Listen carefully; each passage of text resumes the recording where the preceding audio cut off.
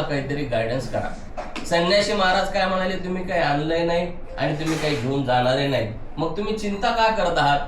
ते म्हणाले चिंता नाही करत, परंतु संसाराचा ह्या गाडा जो लटायचा आहे, हे 4-5 मुलं वगैरे घरात जे आहे पत्नी, यांना काहीतरी खाण्यापिण्याला नको का मला दररोज आणायला? ते काय म्हणले मला कठोर परिश्रम घ्यावा लागेल, मला काही सहज काय प्राप्त होत नाही. म्हणले तुम्ही काय करा, घरी जा आणि सत्यनारायण भगवान विष्णूची पूजा करण्याचा डिसिजन घ्या. फक्त करीन म्हणा, नका करू म्हणले, नुसतं करीन म्हणा. याचा सुद्धा भुकेला देव, करीन म्हणलं तरी चालतंय भगवंताला. आणि मग ते म्हणले ठीक आहे म्हणतो करीन. म्हणले मग जा. घरी गेले, पत्नीला सांगितलं आज संन्यासी महाराज भेटले होते कडाचेवाडीला आणि त्यांनी सांगितले की सत्यनारायण भगवान विष्णूची व्रतकथा करण्याचा संकल्प करा. काय करायचं?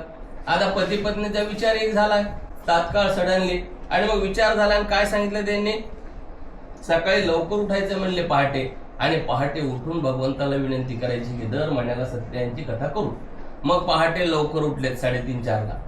आता 3:30-4ला पहाटे कोणी उठायला तयार नाही. पूर्वीच्या काळी 3:30-4ला उठायचे बरेच जण, सडा समार्जन व्हायचं.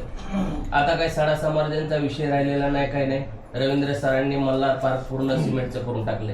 गौरीताईचा पाय चिखलातही भरणं नको आणि शेणातही भरणं नको, पूर्ण म्हणजे प्युअर बॉक्स भरून बसून टाकले जय मल्हार पार्कला. त्याच्यामुळे काय अडचणीचा विषय राहिला नाही. पण पूर्वीच्या काळी आमच्या इथं आई बसल्या, त्यांना माहिती आहे सडा समार्जन 100% आहे. शेण कालवायचं सकाळी 3:30-4ला, दारामध्ये सडा टाकायचा, रांगोळी काढायची, भोपाळ्या चालायच्या, हरिनामाचा गजर चालायचा, बरोबर रामचंद्राच्या नावाचा गजर चालायचा. गावामध्ये सगळे लगबग असायची, शेतात मध्ये जायचं, कोणी खुरपायला जायचं, कोणी पेरणीला जायचंय, कोणी गावाला जायचंय. कोणत्याही प्रकारचा दळणवळणाचा मार्ग नव्हता, वाहनं नव्हते, काही नव्हते. आणि मग तो काय आनंदाचाच विषय होता. पक्ष्यांचा किलबिलाट असायचा. आता पक्षी लवकर पाहायला भेटत नाही, चिमणीला लवकर तुकडा टाकला तर ते येत नाही, खायला टाकले मग चिमणी पण यायला तयार नाही आमच्याकडं, अशा प्रकार झालंय. परंतु पूर्वीच्या काळी म्हणजे काय की पक्षाचा आणि याचा किलबिलाटन गावातलं आनंदाचंच वातावरण असायचं. आणि मग धान्य जरी गावामध्ये सुटलं रेशनचं तरी ती दौंडी असायची. एखाद्याचा कार्यक्रम जरी असायचा तर तो गावामध्ये फिरायचे की यांच्या पाटलाची असं आहे, सरपंचाची तसं आहे, खालच्या गावामध्ये वाडीला असं आहे, असा मग तो आनंदाचाच विषय असायचा. कार्यक्रम जर असेल तर सगळं गाव त्या ठिकाणी आनंदित व्हायचं. आणि मग त्या ठिकाणी काय झालंय की लवकर सकाळी उठले ब्राह्मण काकांनी, सडा समार्जन झाला आणि भगवंताला विनंती केली की आमच्या जीवनातील अडचणी दूर करा, आम्ही आमचा सुखी संसार करा.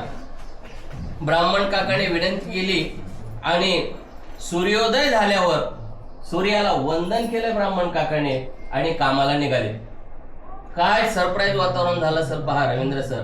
त्या दिवशी ब्राह्मण काका जसे निघाले त्या गावामध्ये, त्या मल्हार पार्कला, कोणी म्हणते चहा घ्यायला चला, तर कोणी म्हणतो दूध घ्यायला चला, तो कोणी म्हणतो फळं घेऊन जा, तो कोणी म्हणतो भाजीपाला घेऊन जा, तो कोणी म्हणतो दक्षिणा घेऊन जा, कोणी म्हणतो धान्य घेऊन जा, कोणी म्हणतो नवीन वस्त्र घेऊन जा. आणि मग ब्राह्मण काका म्हणाले की मी दररोज मल्हार पार्कला जातो, परंतु आजचा जो चमत्कार आहे, आजचं जे वंडरफुल वातावरण आहे, हे कशामुळे झालंय, हे कशामुळे चेंजेस वातावरण झालंय, हा कशाचा इफेक्ट आहे. आणि मग त्यांच्या लक्षात आलं की पहाटे उठून जो संकल्प केलाय आपण, त्या संकल्पाचं हे बेनिफिट आहे. आणि मग जर म्हणले संकल्पाचं बेनिफिट होऊ शकतं तर फिजिकली सत्याची कथा जर आपण दरमहा केली तर आपल्या जीवनामध्ये काय इम्प्रूव्हमेंट होईल, असं ब्राह्मण काका विचार करू लागले. आणि त्यांनी सडनली डिसिजन घेतलाय की मी उठणार नाही, मातणार नाही, घेतला असा सोडणार नाही, मी दर महिन्याला सत्याची कथा करीन, असा त्यांनी संकल्प केला. आणि त्याप्रमाणे दर महिन्याला सत्याची कथा ते करू लागले. या जगामध्ये जर जगाचा मालक कोण असेल गौरीताई, रवींद्र सर, तर जगाचा मालक एकच आहे, सूर्यनारायण. आपण जास्त काही मी सांगत नाही कोणता मंत्र, पण दररोज उठल्यानंतर सर्वप्रथम तोंडही नाही धुतलं तरी चालेल, परंतु सूर्याला वंदन करा. आणि सूर्याला वंदन करून सूर्याची 12 नावं घ्या, किंवा मग एक नाव घेतलं तरी चालेल. 12 नावं सूर्याची. आणि त्याच्यापेक्षा अजून जर मेहनत घेतली तर मग सूर्य हृदय स्तोत्र वाचा, किंवा मग सूर्याला अर्घ्य द्या. कोणाचे गुडघे दुखत असतील, हाडाचे जर प्रॉब्लेम असतील तर त्यांनी दररोज सूर्याला अर्घ्य द्यावे तांब्याच्या पाण्यातून. तांब्याच्या पाण्यात भरून ठेवायचा तांबा आणि सकाळी सूर्याला सूर्याकडे तोंड करून ओम सूर्य नारायणाय नमः म्हणून अर्घ्य द्यायचं, किंवा गायत्री मंत्राचा जप करायचा. 100% इफेक्टच झाला पाहिजे त्याचा. आज एवढी ताकद आहे, एनर्जी. सूर्य जगाचा राजा आहे. आजपर्यंत सगळेजण आपण म्हणतो की माझं अंग दुखायले, तब्येत बरोबर नाही, सर्दी झाली, शिंका यायल्या, पोट दुखायले, हातपायला गोळे आले, 2 दिवस रेस्ट करतो, साहेबाला मेसेज पाठवतो, today I am not failure, so kindly request please cooperate me, do the needful help. झाला मेसेज टाकलं गेलं की तिकडून अंगठा येतो की झालं काम, बस फिरायला गेले तरी चालते. पुन्हा मग अशा प्रकारचं वातावरण सुरू झालंय. परंतु सूर्यनारायण आजपर्यंत कधीच रजेवर गेला नाही. 2 दिवस जर सूर्य नाही उगवला तर 100% महिला मंडळी म्हणतात की 4 दोऱ्या बदलले तरी कपडे वाळायला तयार नाही. इकडून इकडे टाकले, तिकडून तिकडे टाकले आणि एकमेकीची चर्चा, होय ग सोनूची आई कपडेच वाळणतात, होय ग छकुलीची आई कपडेच वाळणतात. सूर्यनारायणाला विनंती करा, तो आला की 100% कपडे वाळतील, सगळेच काम होतील दनादन. आणि म्हणून सूर्यनारायणाला आपली दररोज विनंती झाली पाहिजे. मग कोणत्याही फक्त कपडे वाळवण्यासाठी नाही, तर तुमची एखादी फाईल जरी सँक्शन करायची असेल, तुम्हाला अपॉइंटमेंटला जरी जायचं असेल, तर एनर्जी सूर्य हा राजा आहे. आणि न्यूमरॉलॉजी मध्ये सुद्धा 1 2 3 4 5 6 7 8 9 हे जे अंक आहेत हे सुद्धा ऍस्ट्रॉलॉजी प्रमाणेच काम करतात. 1 हा रवी तेज आहे, ज्यांच्या गाडीचा 100 नंबर आहे 100% नंबर एकच गाडी, त्याचा उदयच आहे. लाख रुपये दिले तरी 100 नंबर घ्यावा. आरटीओला किती पैसे घ्या मला 100 नंबर दे, येणारच नाही. 5 नंबर लाख रुपये दिले तरी घ्यावा, 100% उदयच झाला पाहिजे. 50 नंबर लाख रुपये दिले आरटीओला तरी चालेल, दे म्हणा 50 नंबर घ्याच. असं म्हणजे अंकाचे इफेक्ट आहेत आपल्या जीवनामध्ये. आणि म्हणून त्या ठिकाणी ब्राह्मण काकाचा जसा फायदा झाला तसंच त्या ठिकाणी दारामध्ये लाकूड तोडे आलाय. आणि ब्राह्मण काकाला म्हणला की ब्राह्मण काका मला तहान लागली, पाणी पाहिजे मला. आणि मग लाकूड तोड्याला पाणी दिले ब्राह्मण काकाने. आणि पाणी पिल्यानंतर लाकूड तोड्या त्या ठिकाणी ब्राह्मण काकाला क्वेश्चन करतो की तुमच्या घरामध्ये ही पूजा चालू कशाची आहे. ब्राह्मण काका म्हणाले लाकूड तोड्या ही सत्यनारायण भगवान विष्णूची पूजा आहे. जो कोणी नर नारी स्त्री पुरुष या पृथ्वीवर ही व्रतकथा करतो त्याच्या सर्व मनोकामना भगवंत पूर्ण करतो. मग लाकूड तोड्या म्हणाला मग मी केली तर पूजा चालेल का. म्हणले हो. मग लाकूड तोड्याने मनामध्ये संकल्प केला की मी आता दर महिन्याला पूजा करीन. मग त्या दिवशी एक अनोळखी व्यक्ती आलाय आणि लाकूड तोड्याची ती लाकडाची मुळी खरेदी केली आणि लाकूड तोड्याला भरपूर पैसे दिले, हिरे माणिक मोत्याचे डायमंड गोल्डन दिलं. आणि मग लाकूड तोड्या आनंदी झाला की एवढे पैसे मला कधीच पाहायला मिळाले नाहीत. म्हणून त्याने दर महिन्याला सत्यांची कथा करण्याचा संकल्प केला. ब्राह्मण काकाने संकल्प केला. दोघांचंही जीवन आनंदी झालं, दोघांचाही सुखाचा संसार झाला आणि शेवटी दोघं ते वैकुंठाला प्राप्त झाले. इति श्री द्वितीय अध्याय गोडहा. देवकीनंदन गोपाल कृष्ण भगवान की जय. सत्यनारायण भगवान की जय. फूल घ्या गौरीताई, तुळशी मंजुळा कन्हैयाला अर्पण करा. घंटा वाजवा रवी भाऊ, घंटानादम करिष्ये. अध्याय 3 प्रारंभ. आता 3ऱ्या अध्यायामध्ये काय सांगितले पाहूया. सत्यनारायण भगवान विष्णूची कथा कोणी केली, कोणी ऐकली आणि कोणी प्रसाद खाल्ला आणि कोणाला फायदा झाला हे 3ऱ्या अध्यायात सांगितले. उल्हामुख नावाचा एक राजा होऊन गेलाय. राजाच्या पत्नीचं नाव होतं स्वयंनयना.